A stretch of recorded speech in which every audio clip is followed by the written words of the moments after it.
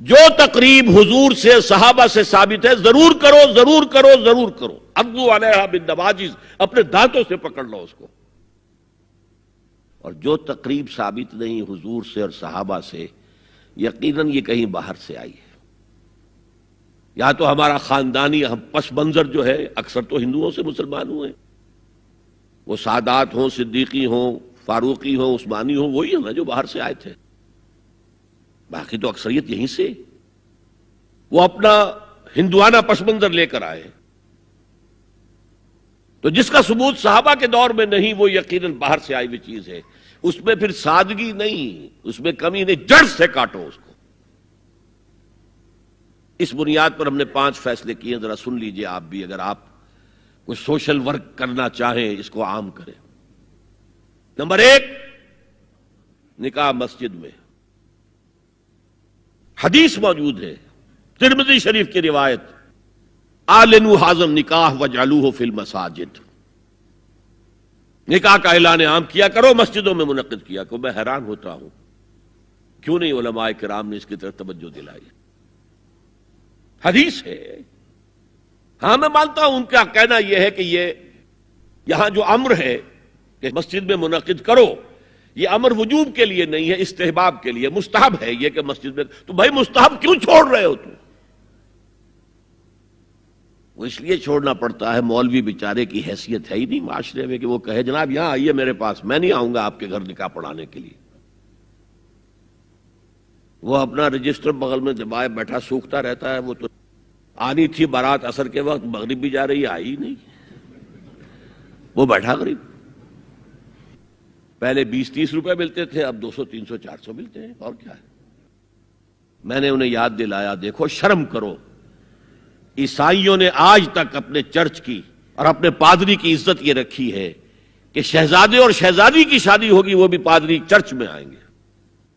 پہلی بات یہ ہو گئی کہ نکاح مسجد میں. نمبر 2، نکاح کے موقع پر کوئی دعوت طعام نہیں، کوئی ثابت نہیں. دعوت طعام صرف ایک ہے، وہ ولیمہ ہے. اور یہ لخت جگر ہے، نور چشم ہے، 18 20 22 برس گھر میں رہی ہے، وہ جا رہی ہے.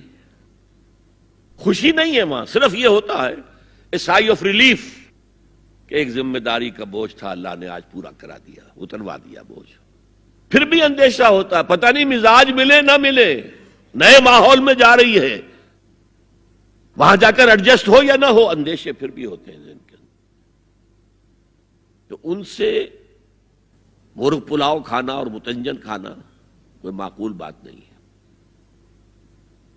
معقول بات کیا ہے؟ لڑکا، اس کا گھر آباد ہوا ہے، وہ ولیمہ کرے، اس پر باقاعدہ احادیث اولبوا ولو بشاۃ، ولیمہ ضرور کرو چاہے ایک ہی بکری ہو تمہارے پاس. ذبح کرو، کاٹو، کھلاؤ گوشت اپنے دوستوں کو، احباب کو.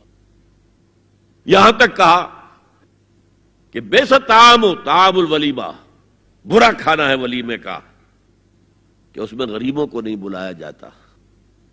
ظاہر بات ہے مسلی کھلانے کے لیے تو ولیمہ نہیں ہوتا، اپنے احباب کو، دوستوں کو بلایا جاتا ہے. پھر بھی میں تم سے کہتا ہوں کہ جسے ولیمے کے لیے بلایا جائے وہ اگر نہیں جائے گا تو اللہ اور اس کے رسول کے حکم کی نافرمانی کرے. تو جس رسول نے اتنی تفصیل سے حکم دیا ہو ایک دعوت کا، وہ دوسری دعوت میں بھی خیر ہوتا میں بیان کرتا. جب نکاح مسجد میں اور کوئی دعوت طعام نہیں تو بارات کا تصور خلاص. بارات کس بلا کا نام ہے؟ قرآن میں تو کوئی ذکر ہی نہیں، عربی میں یہ لفظ ہی نہیں. اجتماع طرفین مسجد میں ہوا، نکاح ہوا. لڑکی کو، حضرت فاطمہ کو رضی اللہ تعالی عنہا، کچھ خواتین جا کر چھوڑ آئی تھی اس حجرے میں جو ایک انصاری صحابی نے حضرت علی کو دیا تھا. ان کا تو کوئی گھر بھی نہیں تھا. کوئی حضرت علی آئے ہوں اور آ کر وداع کرا کے لے کے گئے ہوں، کچھ بھی نہیں. چوتھی چیز، جہیز کا کوئی تصور اسلام میں نہیں. خالص ہندوانہ رسم، خالص ہندوانہ رسم، خالص ہندوانہ رسم. ہندوؤں میں کیوں ہے؟ وہ اس لیے ہے، معقول بات ہے کہ لڑکی کا وراثت میں کوئی حصہ ہے ہی نہیں.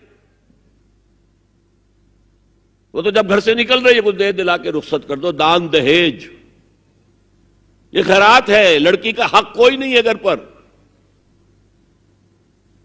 اسلام میں تو لڑکی وارث ہے. والد فوت ہوں گے وراثت تقسیم ہوگی، والدہ فوت ہوں گی کوئی ان کی ہے ملکیت وہ تقسیم ہوگی. شادی کے موقع پر کوئی جہیز اسلام میں نہیں، قطعاً نہیں. شادی کو آسان کرو، زنا کو مشکل بناؤ. یہاں شادی کے لیے 9 من تیل ہوگا تو رادھا ناچے گی، ورنہ یہ کہ بڑی ہو رہی ہے، عمر ہو رہی ہے، سب کچھ ہو رہا ہے، لیکن کچھ تقاضے تو ہے نا، آخر کچھ تو کرنا ہوتا ہے نا. آخر کچھ نہ کچھ لوگوں کو تو کھانا کھلانا ہی ہوتا ہے نا. بارات تو آخر آئے گی ہی نا، کچھ نہ کچھ تو دینا ہی ہوگا. کچھ جوڑے کپڑے، کچھ یہ. اسلام کا فلسفہ جو میں نے 4-5 باتیں آپ کو بتاؤں، فلسفہ یہ ہے کہ لڑکی کے باپ پر 1 پیسے کا بوجھ نہیں. اس نے لڑکی پال پوس کے تمہارے حوالے کر دیا، اب اور کیا چاہتے ہو تم؟ سارا مرد آزماں، مرد آفرین، مرد کو چیلنج دیا ہے تم مرد ہو.